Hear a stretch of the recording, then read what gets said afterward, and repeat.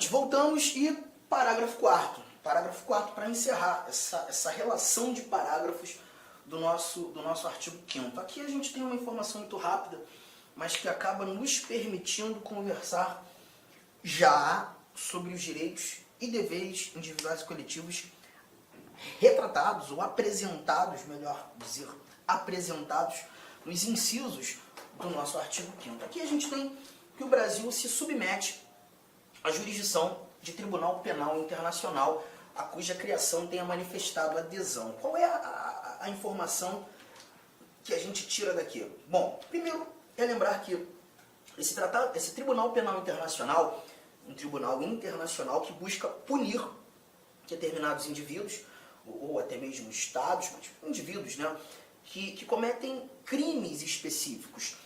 O Estatuto de Roma não é necessário examiná-lo, estudá-lo, pelo menos aqui no âmbito do direito constitucional, mas eu só cito, é justamente a regulamentação, as regras de processo e julgamento desse Tribunal Penal Internacional. Esse Tribunal Penal Internacional, ele também é conhecido, né, de maneira informal, e isso você escuta na televisão, como Tribunal de Haia, ou Tribunal Internacional dos Direitos Humanos.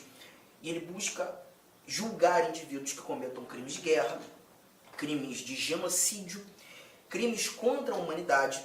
Então é um tribunal organizado, né, sustentado, desenhado, delineado pela Organização das Nações Unidas. E a proposta é justamente essa, punir indivíduos que cometam tais crimes. Esse parágrafo 4º, ele não existia na redação original da Constituição de 88. Ele surge aqui por meio de emenda constitucional. A mesma emenda constitucional 45 de 2004 que fez nascer esse parágrafo 3º que nós conversamos agora há pouco, né? E nesse parágrafo 4º nós encontramos a recomendação dessa jurisdição, né, que o Brasil submete à jurisdição. Então o que eu quero que você perceba é que se porventura um brasileiro, né, cometer crimes que sejam de competência do Tribunal Penal Internacional, o Brasil não vai se opor que esse indivíduo brasileiro seja julgado no Tribunal Penal Internacional. E Arthur, o que está me incomodando aqui você falou que esse tribunal é um tribunal chamado também de Tribunal de Haia. Haia é uma cidade na Holanda. Então a sede desse tribunal não está no Brasil, por óbvio, está num país europeu. E se o Brasil se submete a essa jurisdição, caso o Brasil, caso um brasileiro cometa um crime que seja de jurisdição do TPI, esse brasileiro vai ser extraditado para a Holanda para ser julgado lá? Porque essa é a minha dúvida que paira aqui, né? Vai ser extraditado? Não, ele não vai ser extraditado, não há que se falar em extradição. Ah, mas como é que esse julgamento vai acontecer? Aqui você tem o chamado Instituto da Entrega. Esse brasileiro será entregue a julgamento, tá? Arthur, não estou entendendo, não sei o que é extradição, não sei o que é entrega, você está me deixando meio confuso. Então vamos falar de extradição nesse momento. Volta aí, pega a sua Constituição, pega aí os seus slides e nós chegaremos a esse nosso inciso 51. O inciso 51 está aqui na tela. A gente vai conversar sobre extradição, tá? Primeira coisa, quando a gente fala de extradição, a gente está falando de uma comunicação que será alinhavada entre dois estados soberanos e a pretensão dessa comunicação é justamente decidir pelo destino de um determinado indivíduo, pretenso autor de um crime ou um indivíduo já julgado, condenado, né? E aí os países eles articulam essa comunicação no intuito de saber qual deles irá julgar esse indivíduo ou fará com que aquela pena seja cumprida. A extradição nada mais é do que uma comunicação entre países, buscando decidir sobre o destino de um determinado indivíduo criminoso ou presumidamente criminoso. Tá? E aí a leitura traz isso pra gente. Está aqui atrás, acompanha. Nenhum brasileiro será extraditado, salvo o naturalizado. Em caso de crime comum praticado antes da naturalização ou de comprovado envolvimento em tráfico ilícito de entorpecentes e drogas afins na forma da lei. Essa extradição que a gente está tirando aqui, do inciso 51, é a extradição que nós chamamos de extradição passiva. Nesse momento, o Brasil não está fazendo pedido de extradição. O Brasil não está buscando trazer um indivíduo para cá. Na realidade, o Brasil está recebendo um pedido. Chegamos à conclusão, então, que esse indivíduo está no Brasil. E é um outro país que pede para que ele seja julgado lá ou cumpra a pena lá. O Brasil recebe o pedido de um outro país e agora vai ter que decidir se extradita ou não extradita. Essa é a figura da extradição passiva.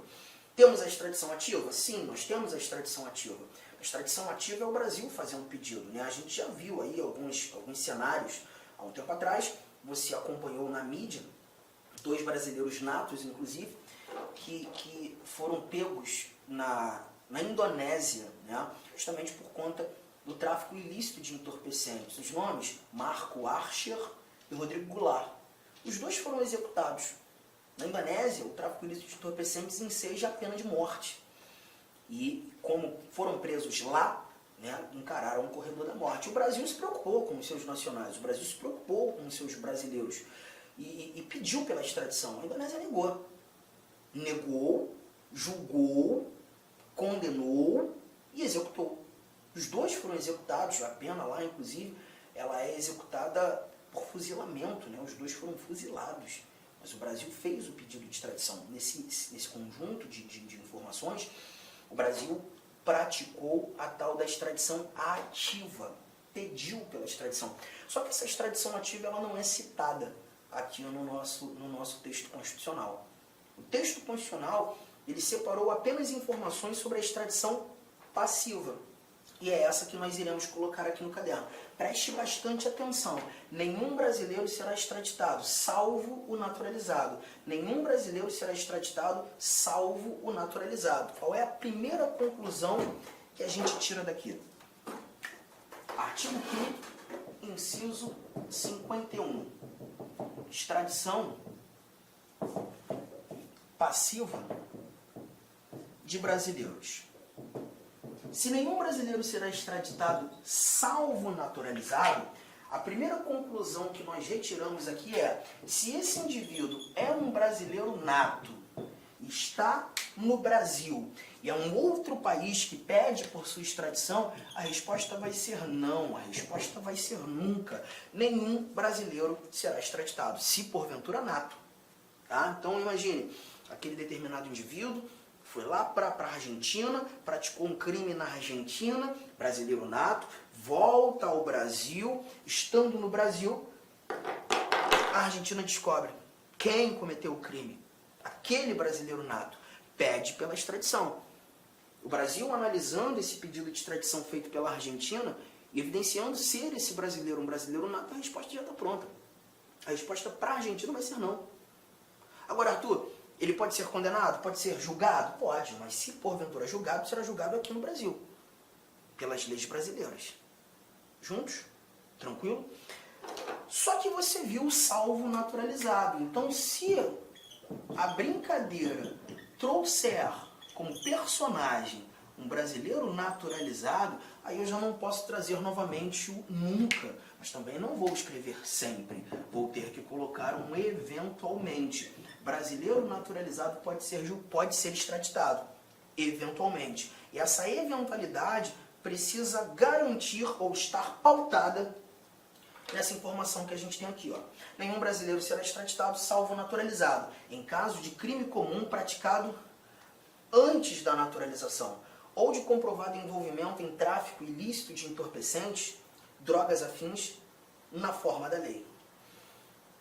Caso de crime comum praticado antes da naturalização. Vamos lá, vamos brincar com isso aqui. Vamos imaginar que você seja um argentino, tá? Ainda na Argentina você pratica um crime. Vou trazer aqui um exemplo, pratica um homicídio. E aí, percebendo que o bicho começou a pegar para o teu lado, as investigações estão firmes na Argentina, você sai da Argentina e vem para o Brasil. Quando chegando no Brasil, atende os requisitos para se naturalizar, ninguém sabe que foi você que cometeu esse crime, pede pela nacionalidade brasileira, conquista a nacionalidade brasileira e se torna um brasileiro naturalizado. Após isso, a Argentina descobre quem cometeu o crime. Você. Mas perceba, você cometeu esse crime antes de se tornar um brasileiro. Então, se você praticou esse crime comum antes da naturalização, o Brasil pode te extraditar. Então, eu já trago aqui a primeira recomendação. Crimes comuns praticados antes da naturalização. Só que o cuidado que você precisa ter é que o Brasil não tem a obrigação de te extraditar. O Brasil pode te extraditar.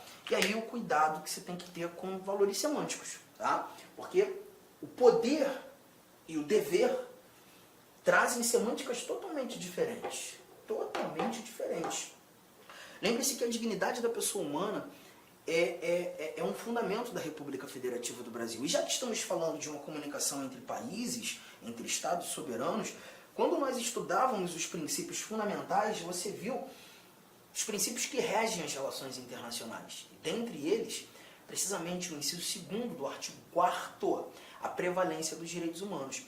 Se, aos olhos do Brasil, e quem julga o pedido de extradição é o Supremo Tribunal Federal, tá? Isso está lá no artigo 102, inciso 1º, a linha G do texto constitucional. Se aos olhos do Supremo Tribunal Federal, o órgão competente para julgar o pedido de extradição, for mais digno vê-lo sendo julgado aqui, e não lá, ainda que você tenha cometido esse crime comum antes da naturalização, o Brasil pode dizer não à Argentina. O Brasil não é obrigado a te extraditar.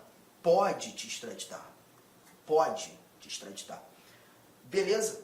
Guardou essa informação? Só que voltando para a redação, nós temos aqui, ó, em caso de crime comum praticado antes da naturalização ou de comprovado envolvimento em tráfico ilícito de entorpecentes, drogas afins, na forma da lei. Então, comprovado envolvimento em tráfico ilícito de entorpecentes também enseja a extradição. Só que nesse caso, quando tratando desse crime em especial, desse crime específico, a gente não tem a necessidade de avaliar se, porventura, o comprovado envolvimento aconteceu antes da naturalização ou depois da naturalização. Seja antes, seja depois, a extradição vai ser discutida. Possível a extradição. Então eu tenho que trazer... Olá, meus amigos! Inicialmente eu peço licença a vocês, mas essa videoaula é uma videoaula demonstrativa aqui do site Lá Concursos, para que você tenha acesso, que você conheça a qualidade das nossas videoaulas. Olha só, papo reto, esse nosso curso, eu garanto para você que ele é completaço, atualizado, ponto a ponto do digital, e nesse curso aí está todo o conhecimento necessário e suficiente para que você seja aprovado no concurso. A sua prova está nesse curso. Professor, qual que é o investimento? Cara, você vai nem acreditar, é isso mesmo, R$ 119,90. Professor, é o valor da parcela? Não, valor único. Pode parcelar? Sim. Nós parcelamos ainda em 3 vezes no cartão de crédito. Pode ter certeza que vai ser o seu melhor custo em benefício de investimento na sua vida. Venha ser guarda municipal do município de Jundiaí. Estuda conosco aqui na Lá Concursos, um site que eu digo para vocês que nós estamos nos especializando em concurso da Guarda Municipal. Nós estamos fazendo uma campanha aí bastante vitoriosa no município de Jundiaí. Espero vocês aqui na LAC. Forte abraço, fique com Deus. Tchau, tchau.